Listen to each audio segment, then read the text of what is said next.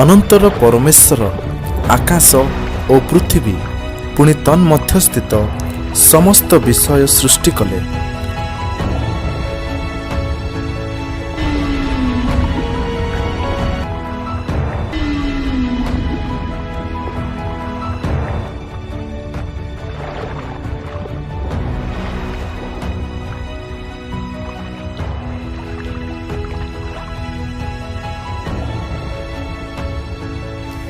ପୁଣି ଈଶ୍ୱରଙ୍କ ସୃଷ୍ଟି ସମସ୍ତ ବିଷୟ ବିଚିତ୍ର, ଆଶ୍ଚର୍ଯ୍ୟ ଓ ମନୋରମ ଥିଲା। ପୁଣି ସେ ସମସ୍ତେ ଈଶ୍ୱରଙ୍କ ମହିମା ପ୍ରକାଶ କରୁଥିଲେ।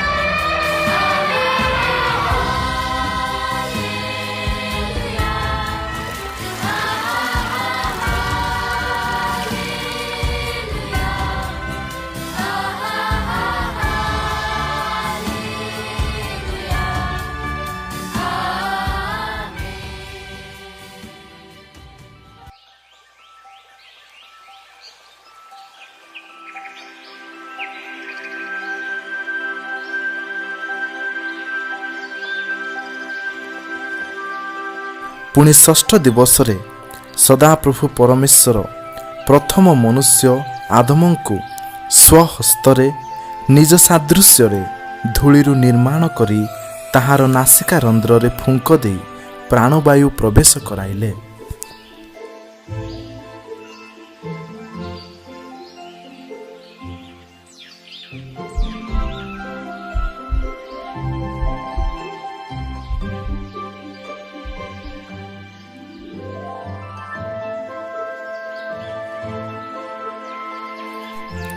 ଆଉ ସଦାପ୍ରଭୁ ପରମେଶ୍ୱର ପୂର୍ବ ଦିଗସ୍ଥ ଏଦନ ନାମକ ସ୍ଥାନରେ ଏକ ଉଦ୍ୟାନ ପ୍ରସ୍ତୁତ କରି ସେଠାରେ ସ୍ୱନିର୍ମିତ ମନୁଷ୍ୟକୁ ରଖିଲେ। ଏଥି ଉତ୍ତାରେ ସଦାପ୍ରଭୁ ପରମେଶ୍ୱର କହିଲେ, ମନୁଷ୍ୟ ଏକାକୀ ଥିବା ଭଲ ନୁହେଁ, ଆମ୍ଭେ ତାହା ନିମନ୍ତେ ତାହାର ଅନୁରୂପ ସହକାରିଣୀ ନିର୍ମାଣ କରିବା। ଆଉ ସଦାପ୍ରଭୁ ପରମେଶ୍ୱର ଆଦମଙ୍କୁ ଘୋର ନିଦ୍ରାଗ୍ରସ୍ତ କରାଇ ସେହି ନିଦ୍ରା ସମୟରେ ତାଙ୍କର ଖଣ୍ଡେ ପଞ୍ଜିରା ନେଇ ତଦ୍ୱାରା ଏକ ସ୍ତ୍ରୀଙ୍କୁ ନିର୍ମାଣ କରି ଆଦମଙ୍କ ନିକଟକୁ ଆଣିଲେ।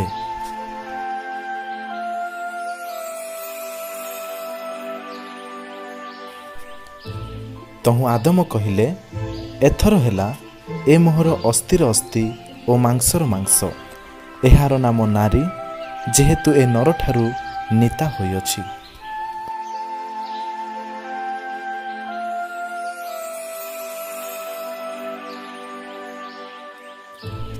ସଦାପ୍ରଭୁ ପରମେଶ୍ୱର ସେହି ମନୁଷ୍ୟକୁ ଆଜ୍ଞା ଦେଇ କହିଲେ, ତୁମ୍ଭେ ଉଦ୍ୟାନର ସମସ୍ତ ବୃକ୍ଷର ଫଳ ସ୍ୱଚ୍ଛନ୍ଦରେ ଭୋଜନ କରିପାର, ମାତ୍ର ସତ୍ ସତ୍ ଜ୍ଞାନଦାୟକ ବୃକ୍ଷର ଫଳ ଭୋଜନ କରିବ ନାହିଁ, ଯେହେତୁ ଯେଉଁଦିନ ତାହା ଖାଇବ ସେହିଦିନ ନିତାନ୍ତ ମରିବ।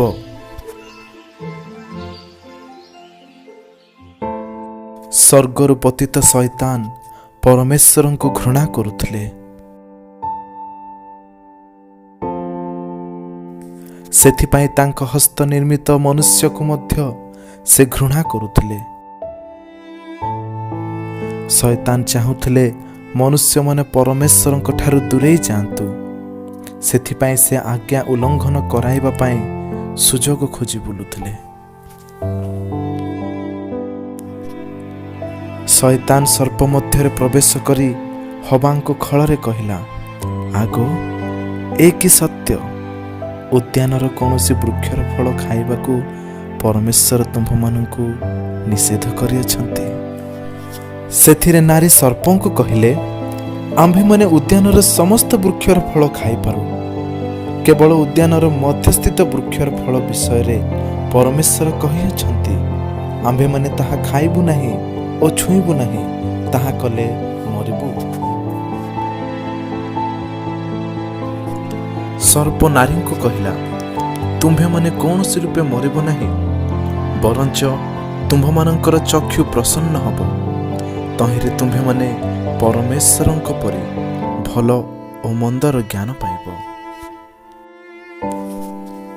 ଏଥିରେ ନାରୀ ସେହି ବୃକ୍ଷକୁ ସୁଖାଦ୍ୟର ଉତ୍ପାଦକ, ନୟନର ଲୋଭଜନକ, ଜ୍ଞାନ ଦେବା ନିମିତ୍ତ ବାଞ୍ଛନୀୟ ଦେଖି ତହିଁରୁ ଫଳ ତୋଳି ଖାଇଲେ।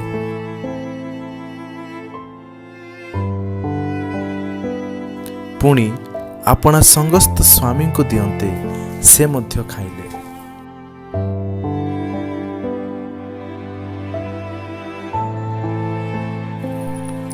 ବାକ୍ୟ କ'ଣ କହେ? ଆଜ୍ଞା ଉଲ୍ଲଙ୍ଘନତା ହିଁ ପାପ ଓ ପାପର ବେତନ ମୃତ୍ୟୁ, କିନ୍ତୁ ଈଶ୍ୱରଙ୍କର ଅନୁଗ୍ରହ ଦାନ ଆମ୍ଭମାନଙ୍କ ନିମନ୍ତେ ଅନନ୍ତ ଜୀବନ ଅଟେ। ଯେହେତୁ ଆଦମ ଓ ହବା ଈଶ୍ୱରଙ୍କର ଆଜ୍ଞା ଅବଜ୍ଞା କଲେ ଓ ଈଶ୍ୱରଙ୍କ ଅନୁଗ୍ରହରୁ ବଞ୍ଚିତ ହେଲେ ଏବଂ ସେମାନେ ନିଜ ଉଲ୍ଲଙ୍ଘତାର ବୋଧ ପାଇ ଡିମ୍ବିରି ବୃକ୍ଷର ପତ୍ରକୁ ସିଂ ନିଜ ଉଲ୍ଲଙ୍ଘତାକୁ ଲୁଚାଇଲେ। ଯେବେ ଦିନାବସାନ ସମୟରେ ସଦାପ୍ରଭୁ ପରମେଶ୍ୱର ଆଦମଙ୍କୁ ଡାକି କହିଲେ, ତୁମ୍ଭେ କେଉଁଠାରେ? ସେ ଉତ୍ତର କଲେ, ମୁଁ ଉଦ୍ୟାନ ମଧ୍ୟରେ ତୁମ୍ଭ ରବ ଶୁଣି ଆପଣା ଉଲ୍ଲଙ୍ଘତା ସକାଶେ ଭୀତ ହୋଇ ଲୁଚିଲି। ପରମେଶ୍ୱର କହିଲେ, ତୁମ୍ଭେ ଉଲ୍ଲଙ୍ଘ ଅଛ, ଏହା କିଏ ତୁମ୍ଭକୁ ଜଣାଇଲା? ତୁମ୍ଭେ କି ସେହି ସତ୍ ସତ୍ ଜ୍ଞାନଦାୟକ ବୃକ୍ଷର ଫଳ ଖାଇଅଛ? ଆଦମ କହିଲା, ତୁମ୍ଭେ ଯେଉଁ ସ୍ତ୍ରୀଙ୍କୁ ମୋହର ସଙ୍ଗିନୀ ହେବାକୁ ଦେଇଅଛ, ସେ ମୋତେ ଦେଲା, ତହିଁରେ ମୁଁ ଖାଇଲି। ସେତେବେଳେ ସଦାପ୍ରଭୁ ପରମେଶ୍ୱର ନାରୀଙ୍କୁ କହିଲେ, ଏ କି କଲ? ନାରୀ କହିଲା, ସର୍ପ ମୋତେ ଭୁଲାଇଲା, ତହିଁରେ ମୁଁ ଖାଇଲି।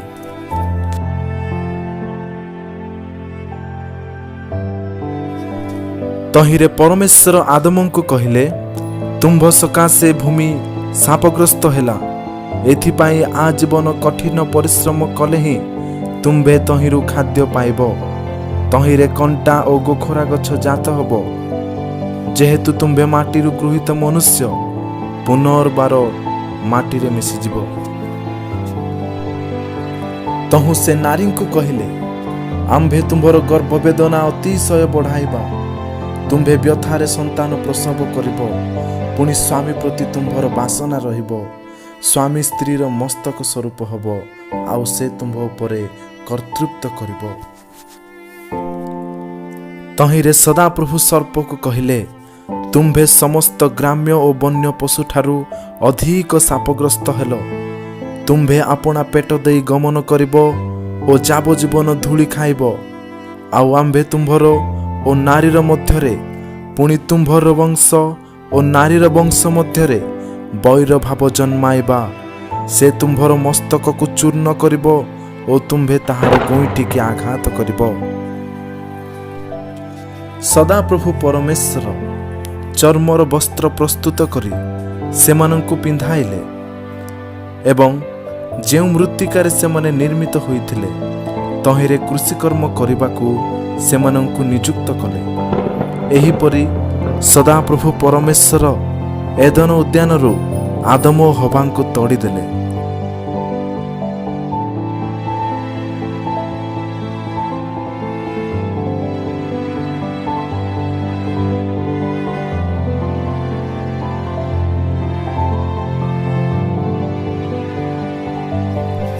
କ'ଣ ଆଜି ଆମ୍ଭେମାନେ ତାହାଙ୍କ ଆଜ୍ଞା ପାଳନ କରୁଅଛୁ, ତାହାଙ୍କ ବାକ୍ୟ ଧ୍ୟାନ କରୁଅଛୁ ଓ ତାହାଙ୍କ ପଥରେ ଚାଲୁଅଛୁ କି? ଆସନ୍ତୁ ନିଜେ ନିଜକୁ ସମୀକ୍ଷା କରିବା, ଆମେ କେଉଁ ପଥର ଯାତ୍ରୀ ଅଟୁ।